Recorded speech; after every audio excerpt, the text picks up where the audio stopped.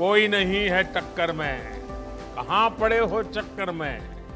अच्छा अंशी साहब, मुझे बताया इस तरीके कि से। आप तो सिनेमा देखने के बड़े शौकीन हैं, फिल्में देखा करते हैं। अच्छा टीसा, आपने और गायत्री ने लौटने के बाद सेलिब्रेट करने का कैसा प्लान बनाया है? सर उधर जाके मेडल आए तो वी विल सेलिब्रेट।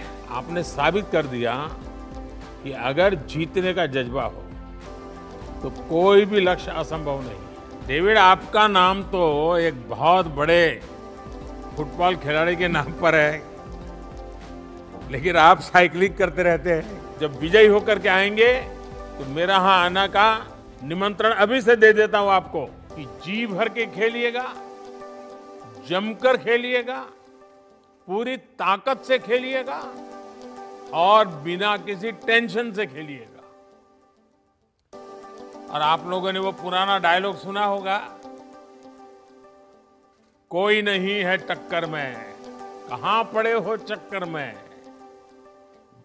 अविनाश, मुझे बताया गया कि आप फौज में हैं और आपने तो सियाचिन में भी पोस्टिंग कर चुके हैं। महाराष्ट्र से आना और हिमालय में ड्यूटी देना, पहले तो मुझे इस विषय में बताइए अपने अनुभव। आर्मी की जो ड्यूटी होती है, नॉर्मल ड्यूटी में 4 साल मतलब मैं नॉर्मल ड्यूटी किया और मतलब उसमें मुझे बहुत कुछ सीखने को मिला। मतलब उस ट्रेनिंग से मैं किसी भी फील्ड में अभी जाऊंगा तो मुझे लगता है कि मैं बहुत अच्छा करूंगा। अंशिता जी नमस्ते। नमस्ते सर। लोग कहते हैं कि आप बहुत शांत स्वभाव के हैं, एकदम से कूल जिसको कहते हैं, और आपका खेल तो है जिसमें पावर लगता है, शक्ति का खेल है। तो ये शक्ति और शांति, ये दोनों को कैसे आपने मेल बिठा दिया है? सर कुछ कुछ योगा करते हैं हम जो सर, तो उससे दिमाग शांत हो जाता है और ट्रेनिंग के टाइम उसको बाहर निकलते हैं।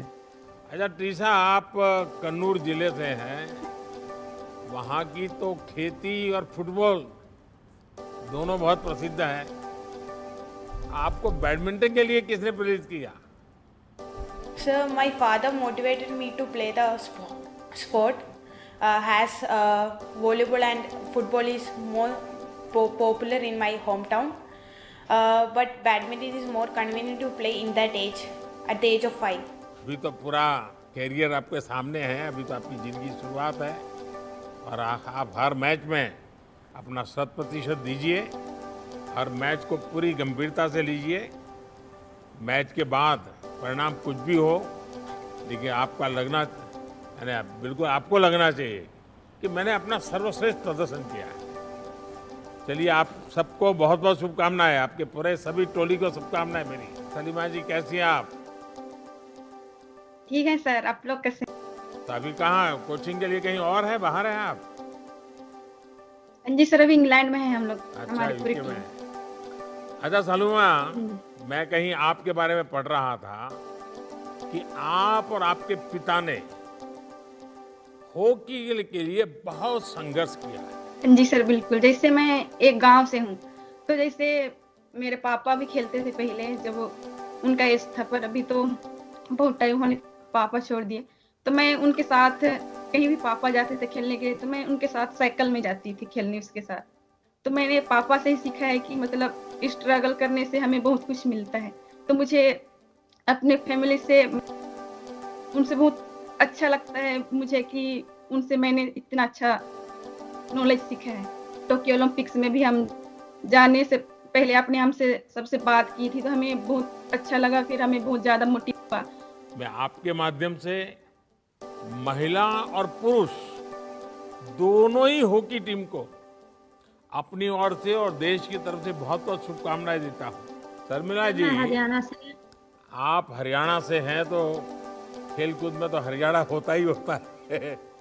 अच्छा, आपने 34 साल की उम्र में खेलों में कैरियर शुरू की और आपने 2 साल में ही गोल्ड मेडल भी जीत कर दिखा दिया। जरा मैं जरूर जानना चाहूंगी चमत्कार कैसे हुआ, आपकी प्रेरणा क्या है? और सर मेरी जिंदगी में बहुत बड़े तूफान आए हैं, लेकिन मेरा बचपन से शौक था खेलने का, लेकिन मुझे मौका नहीं मिला। फैमिली में भी गरीब थे, मेरे पापा, माँ ब्लाइंड थी, 3 बहनें, एक भाई है हमारा, बहुत ज्यादा गरीब सर। फिर मेरी छोटी उम्र में शादी कर दी गई, लेकिन आगे हस्बैंड कुछ नहीं मिले, बहुत अत्याचार किए। मेरी 2 बेटियां हैं सर, वो भी स्पोर्ट्स में है, लेकिन तीनों तीनों माँ बेटियों पर हम पर बहुत अत्याचार हुआ। तब मेरे माँ बाप मुझे अपने मायके में ले आए। 6 साल मैं मायके में रही हूँ सर, लेकिन मेरे मन में बचपन से ही कुछ करने का था, लेकिन कोई रास्ता नहीं मिला सर मुझे। तो सेकंड मैरिज के बाद मुझे खेल स्पोर्ट्स में हमारे रिलेटिव टेकचंद भाई जो है फ्लैग बैरियर रहे हैं, उन्होंने मेरे को बहुत सपोर्ट किया, और उनकी वजह से आज मैं नेशनल में 1 साल 2 साल में मैं गोल्ड मेडल ले चुकी हूँ सर। शर्मिला जी, आपके जीवन की अनेक बातें ऐसी हैं जिसको सुन करके कोई भी ये सोचेगा कि भाई अब आगे जाना नहीं, छोड़ दो दुनिया में, लेकिन आपने कभी हिम्मत हारी नहीं। शर्मिला जी, आप वाकई हर देशवासी के लिए एक रोल मॉडल है। शर्मिला जी, आपने जिस उम्र में खेलने की सोची, उसमें बहुत से लोगों के लिए खेल शुरू करना मुश्किल होता है।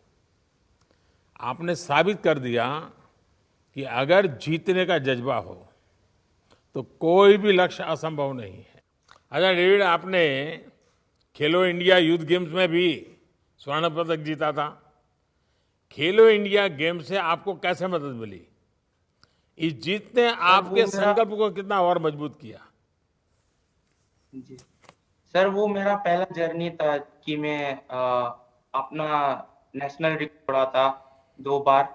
और मैं बहुत खुशी की बात है कि मैं मन की बात में आपने मेरा बारे में बहुत बोला था, और मैं बहुत खुश था उस। देखिए डेविड, आपने अंडमान निकोबार को याद किया, और मैं जरूर कहूंगा कि आप देश के सबसे खूबसूरत क्षेत्र से आते हैं। मैं आपके परिवार को प्रणाम करता हूं कि इतनी विषमताओं में भी उन्हें आपको प्रोत्साहित किया। मैं आपको ये जरूर वादा करता हूं कि जब आप लौटेंगे तो हम जरूर मिलकर आपकी विजय का उत्सव मनाएंगे।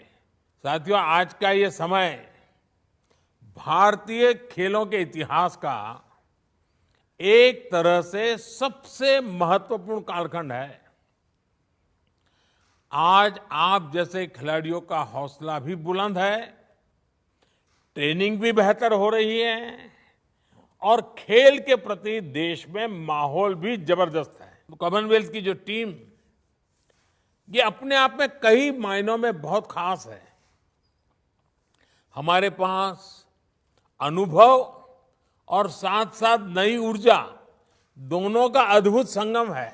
आप सिर्फ खेलों में नहीं, बल्कि वैश्विक मंच पर न्यू इंडिया का प्रतिनिधित्व कर रहे हैं। आप जैसे युवा खिलाड़ी ये साबित कर रहे हैं कि भारत का कोना कोना खेल प्रतिभाओं से भरा हुआ है। जो पहली बार बड़े अंतर्राष्ट्रीय मैदान पर उतर रहे हैं, उनसे मैं कहूंगा कि मैदान बदला है, माहौल भी बदला होगा, लेकिन आपका मिजाज नहीं बदला है, आपकी जिद नहीं बदली है। लक्ष्य वही है कि तिरंगे को लहराता देखना है, राष्ट्रगान की धुन को बजते सुनना है।